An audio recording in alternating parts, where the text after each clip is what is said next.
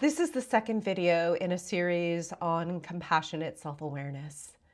In this video, we'll be exploring the difference between the inner critic and the inner ally. How you can help the inner critic, which is a protector, trust your inner compass. So in our last session, we talked about your inner compass, the heart-centered awareness that helps you see yourself with compassion instead of judgment. Today, we're exploring two voices inside that often compete for control of that compass, the inner critic and the inner ally. The inner critic is a familiar voice. It's the one that says, you should have known better, you're not doing enough, you can't mess this up again. It's sharp, urgent, and often relentless. But underneath the harshness lies something surprising. The inner critic is not your enemy. It's your protector. It developed to keep you safe from rejection, from shame, from failure, from being hurt again.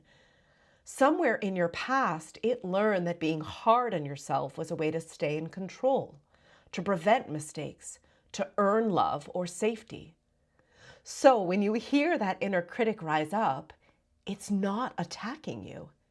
It's trying to protect you, even if that method feels painful. Now, let's meet your inner ally, which is actually the voice of your inner compass. This aspect of you speaks the language of compassion, wisdom, and presence. It says things like, it's okay to learn as you go. You're safe to grow at your own pace. You can trust yourself here. Your inner ally doesn't deny the critic's fears. It listens to them. It understands that the critic is trying to help, but has forgotten how to trust the gentleness as a form of protection. The goal isn't to silence your inner critic. It's to help it relax into trust with your inner compass. When your heart leads, the critic doesn't need to be so loud. Think of it like this. Your inner critic is a guard dog that's been on duty for years. It's tired, hypervigilant, and it barks at every sound because it believes the world isn't safe. Your inner compass, your heart, steps in like a calm, grounded leader. It doesn't scold the guard for barking. It kneels beside it, places a gentle hand on its head and says, "It's okay. I see why you're scared.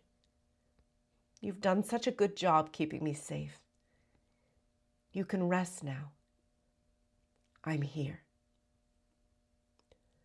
That's what compassionate self-awareness looks like in real time. You recognize the critic's fear instead of fighting it. You bring it home. When you practice listening in this way, the critic begins to change. It learns that it doesn't need to use shame to protect you anymore. It starts to soften, to trust the steady warmth of your inner compass. And something powerful happens. Your self-awareness stops feeling like self-punishment. It becomes a space of partnership where all parts of you can finally exhale. Let's try a guided practice, meeting the inner critic with compassion. I invite you to find a quiet space. I invite you to close your eyes or take a slow, grounding breath. Maybe finding a soft place to gaze that's neutral. I invite you to begin by noticing, specifically by bringing to mind a recent moment when you felt your inner critic speaking loudly. Maybe it said you weren't enough or that you had failed at something. Begin by acknowledging it. Just silently say to that voice, "I hear you." Just let it know that you're listening. And then attempt to understand it. Perhaps you gently ask, "What are you trying to protect me from?" You might hear embarrassment, disappointment, rejection. Then I invite you to place your hand on your heart to help soothe the inner critic. From your inner compass, your inner ally, which is your heart, perhaps whisper, "Thank you for trying to protect me. I don't need you to work so hard right now.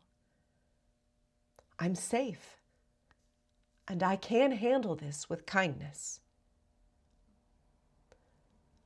Imagine your breath moving between your heart and your critic, like a bridge of trust forming between them.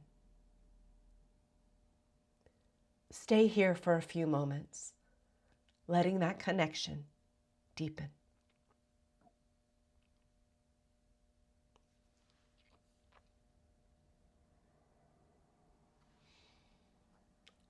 After the meditation, I invite you to write freely. No censoring, just curiosity. Perhaps asking yourself, what does my inner critic most often say to me? If I listen closely, what fear or need might be underneath its words? Then I invite you to reflect. What would my inner ally, my heart, say in response?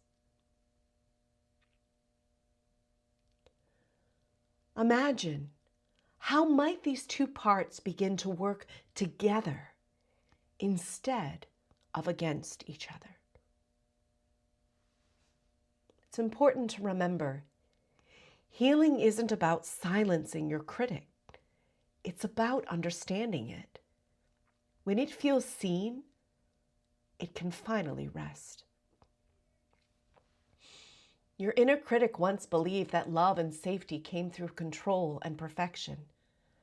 Your inner compass, your heart, knows that love and safety come through compassion and trust, that they are innate within you just because you exist.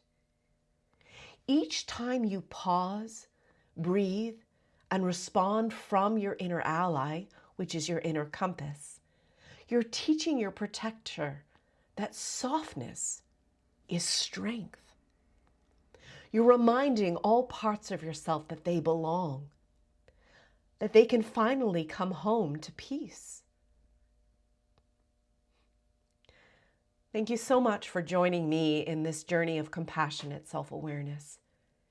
If you'd like to continue exploring these practices, I invite you to subscribe to my YouTube channel for new videos and visit Blossoming Heart Wellness to learn more about how I work and to join my waitlist. You can also deepen the skills we've explored in the series with my book, The Divine Within, Healing Ourselves to Heal the World. It's a practical guide to help you connect with your inner compass, regulate your nervous system, and bring more heart-centered awareness into your everyday life. Remember, your journey towards self-compassion and presence is a ripple. It starts with you, and it radiates outward into the world. I'm so grateful you're here, and I look forward to supporting you on your path. Sending you deep love, and in the next video we will explore emotional awareness without emotional overwhelm.